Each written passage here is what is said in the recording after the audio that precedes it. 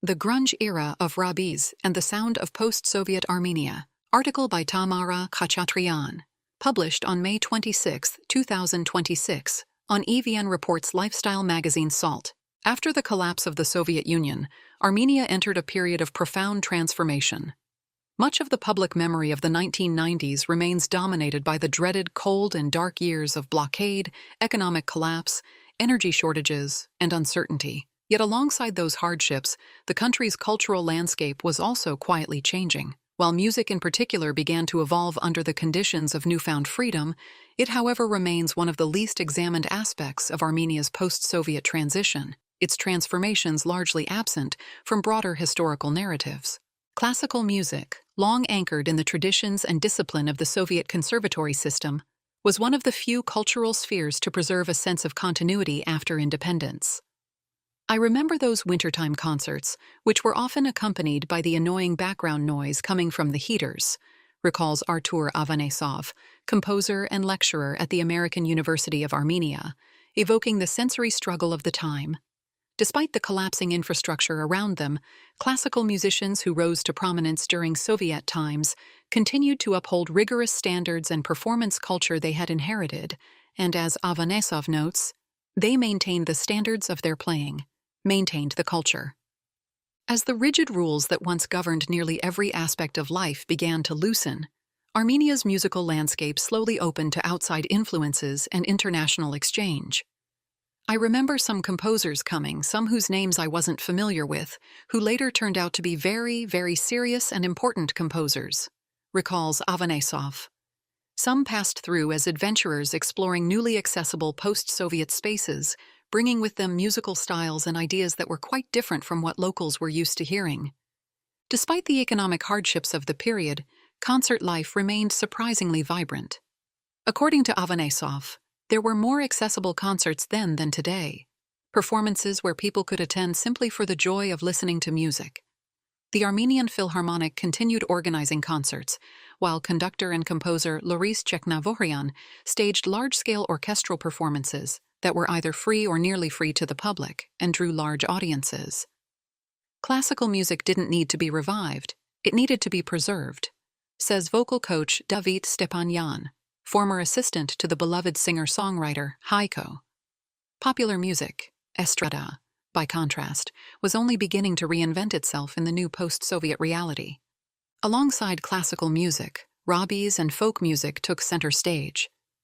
While folk music survived largely through the dedication of its performers and supporters, Rabiz, a distinctly Armenian style of popular music blending folk influences with synthesizer-driven dance melodies, rapidly evolved into the country's most commercially successful and culturally visible genre. Though its roots stretched back to the 1980s, Rabiz reached its peak in the turbulent years following the collapse of the Soviet Union. Avanesov describes the era as the Grunge Era of Rabiz, comparing it to the raw, unpolished energy of American teenagers playing rock in their garages and calling it grunge for its dirty sound. It was music shaped less by refinement than by immediacy, emotion, and survival. Rabiz music was already well established as a genre by the 1980s. Stepanyan attributes its popularity to a proven formula: adaptation rather than experimentation. Instead of producing entirely original material, many performers borrowed or reworked songs that had already proven popular in neighboring countries. If you create 100 songs from scratch, maybe only one becomes successful, he explains, adding that if you take songs that audiences elsewhere already love, most of them will work. The strategy offered a degree of certainty in an unstable cultural and economic environment. As the restrictions that had constrained artistic production during the Soviet period disappeared, Armenia's music scene diversified. Rabiz may have resonated because it was easily digestible and familiar. Songs about heartbreak, longing, and hardship spoke to a society living through a grueling period. But it was not the only musical force shaping the era. Institutions such as the Armenian State Song Theatre continued producing a very different kind of music, preserving alternative artistic traditions alongside Rabiz's growing popularity. Stylistically, the music they were producing was fresh and more modern, echoing the sounds of the West, jazz, pop, and soul, Stepanyan explains. But even then, we were trying to infuse it with our own voice, add our own colors.